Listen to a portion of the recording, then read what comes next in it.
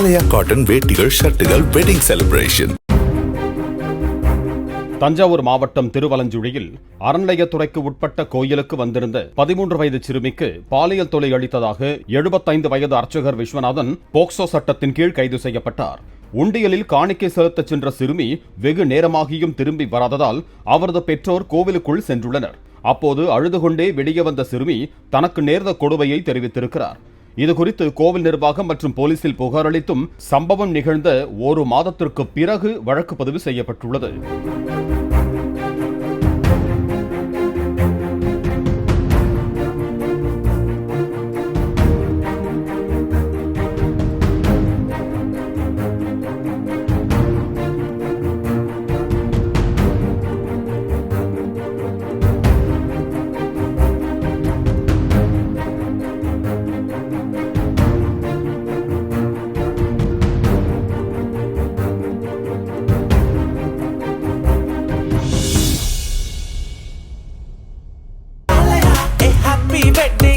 ஆலயா cotton வேட்டிகள் ஷர்ட்டுகள் wedding celebration.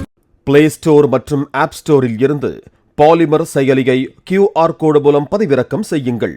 செய்திகளை உடனுக்குடன் பெறுங்கள்.